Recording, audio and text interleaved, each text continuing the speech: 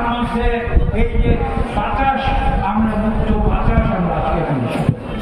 বিগত 15 বছর আমরা সেটা পারি না। খুলে কথা বলতে গিয়েছি, তখন আমাদের কন্ট্রোল করা হচ্ছে। আপনারা সাংবাদিকরা এখানে আছেন, আপনারা যখন সত্য কথা লিখতে গিয়েছেন, আপনাদের কলম কেড়ে নেওয়া হয়েছে, আপনাদের ক্যামেরা কেড়ে নেওয়া হয়েছে। আজকে আমরা আল্লাহ রহমতে সেই জালেম সরকার থেকে মুক্তি পেয়েছি। আমাদের মনে রাখতে হবে, এই যে দ্বিতীয় স্বাধীনতা, এটাকে হেলায় হারানো যাবে না। আমরা সঠিক পথে থাকবো, আমরা দুর্নীতির বিরুদ্ধে আমরা যুদ্ধ করব, আমরা সৎ জীবন যাপন করব, আমরা নিয়ম নীতি রাজনীতি করব, ধাপ্পাবাদী রাজনীতি নয়।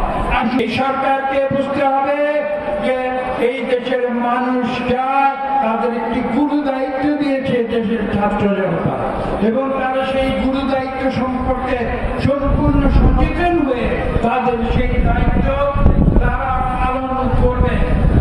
কতদিনে? একটি যুক্তিযুক্ত সময়। এখন যদি আপনারা প্রশ্ন করেন আমাকে যুক্তিযুক্ত সময়টি কি, হয়তো আমি সঠিক নির্দিষ্ট করে এখনই সেটা বলতে পারি।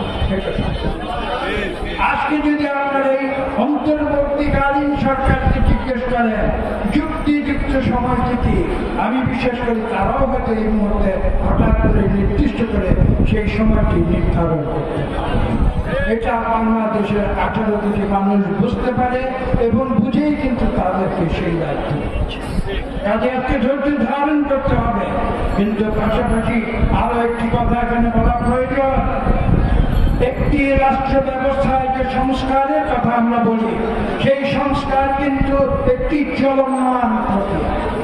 সেই সংস্কার এরকম নয় যে আজকে আমি সংস্কার করেছি, কালকে সংস্কারগুলি শেষ হয়ে যাবে, পরশু আমি সেই সংস্কারের উপরে বসে সব কাজ করবো। এটা হতে পারে না। সংস্কার একটি চলমান প্রক্রিয়া, এবং আজকে যে সংস্কার এই সরকার করবে, আগামী দিনে সেটাকে আবার সংস্কার করতে হবে।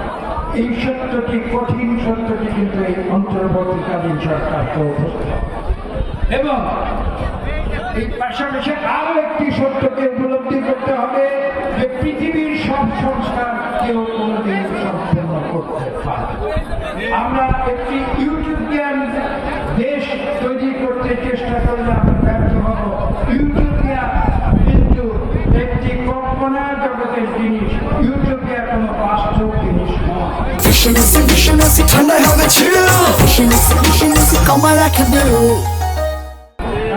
আমরা সেই সংস্কারগুলি করব, যেই সংস্কারগুলি অত্যাবশ্যক, যেই সংস্কারগুলি একটি সুষ্ঠু নিরপেক্ষ নির্বাচনের মাধ্যমে গণতন্ত্রে উত্তরণের জন্য অত্যাবশ্যক, সেই সংস্কারগুলি এই সরকার তারা সম্পন্ন করবে।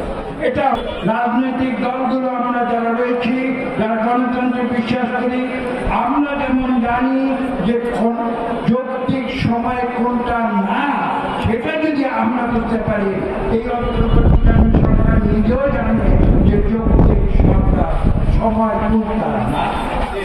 এবং এটা যতক্ষণ এই অন্তর্বর্তীকালীন সরকার বুঝবে, এবং এটা যখন বাংলাদেশের প্রকৃতকে আমদানিটা বুঝেছে, তাহলে আমি এটা বিশ্বাস করি বাংলাদেশের গণতন্ত্রের উত্তরণের প্রক্রিয়া কোনোদিন দীর্ঘায়িত হবে না। মনে রাখতে হবে, বাঙালির যে চরিত্র, বাঙালির যে সাইকোলজি, সেটা বুঝতে হবে। বাঙালি কিন্তু পরম ক্ষমতাশালী মুঘল সম্রাট যারা ছিলেন, তাদেরও অধীনতা স্বীকার করে না।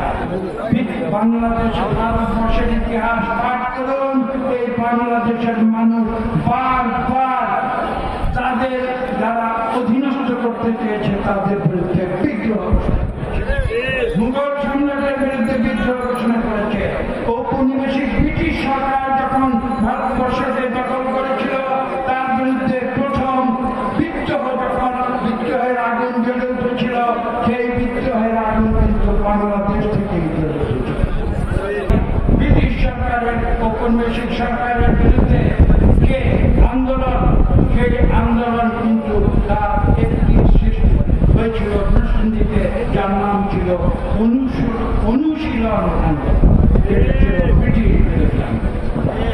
আজকে আমরা যেটা বলেছি, আমরা ঐক্যবদ্ধ হব, সব মানুষকে নিয়ে ঐক্যবদ্ধ হব, যাদের চিন্তাধারা স্পষ্ট, যারা মানুষের অধিকারে বিশ্বাস করে, যারা মানুষের অর্থনৈতিক অধিকারে বিশ্বাস করে, মানুষের গণতন্ত্রের অধিকারে বিশ্বাস করে, তারা সবাই আমরা মিলে বাংলাদেশকে নতুন করে আমরা